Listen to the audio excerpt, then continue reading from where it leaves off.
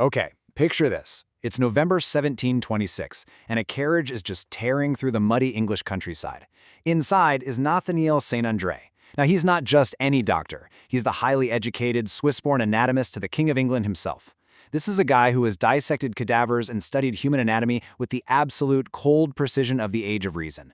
But I guarantee you, absolutely nothing prepares him for what he finds in this freezing, modest little cottage. He walks in, and a pale, 25-year-old woman named Mary Toft is lying in bed. And right there, right in front of him, she actually appears to give birth to parts of a rabbit. St. Andre literally watches it happen. He holds the bloody specimen in his own hands. And the craziest part? He completely believes it. Welcome to The Explainer. Let's dive in. Now, you've really got to ask yourself, how on earth did a desperately poor, totally uneducated woman manage to pull off the most absurd medical hoax in all of human history? And we're not talking about fooling the local villagers here. She conned Georgian England's absolute top medical experts. This wasn't just some weird rural rumor. This was a massive deception that completely convulsed the royal court and became an absolute national sensation. Mary Toft had literally zero wealth, zero formal education, and no social standing whatsoever. Yet somehow, she completely outsmarted men who consider themselves the intellectual elite of Europe. To actually understand why they bought into this, we have to look at the incredibly wild science of 1726. Medicine back then was kind of stuck in this bizarre twilight zone between ancient superstitions and early modern science. Germ theory wasn't a thing yet, and human reproduction was basically a massive, magical mystery. Instead, the greatest scientific minds relied on a very real doctrine called maternal impression.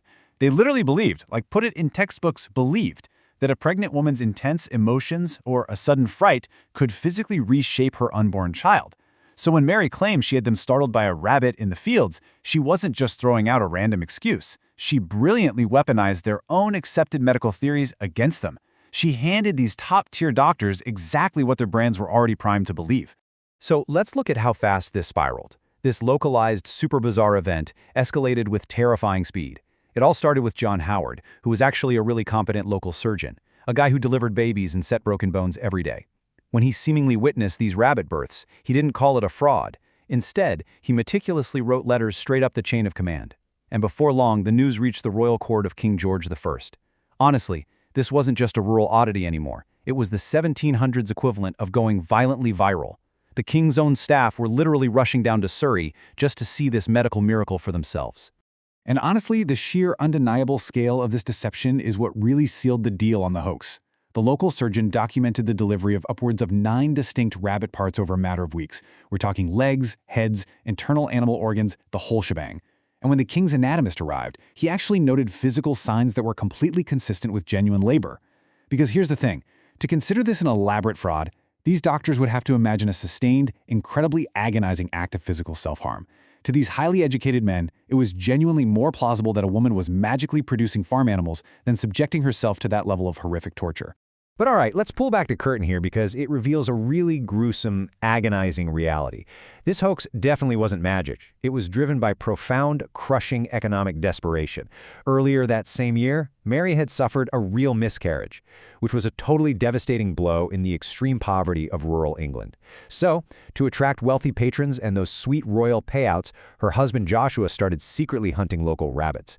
Mary's mother-in-law acted basically as the stage manager, strictly controlling who was allowed to enter the bedroom. And Mary? Well, she endured the incredibly painful, incredibly dangerous manual insertion of butchered animal parts just right before these medical exams. She was risking a deadly infection every single day just to keep the illusion alive.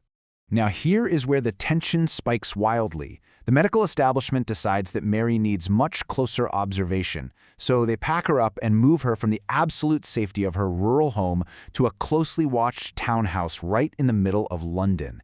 And guys, this was a massive, completely fatal mistake for the hoax.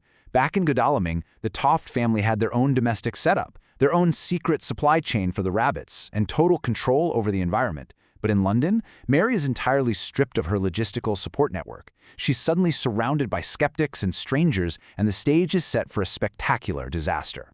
Without their usual setup, Mary's accomplices had to just improvise. And well, it led to a completely hilarious but disastrous blunder. A bribed porter was caught red-handed trying to sneak a rabbit into Mary's London room. And the worst part? The rabbit was still alive. Obviously, a live rabbit produces zero believable biological material.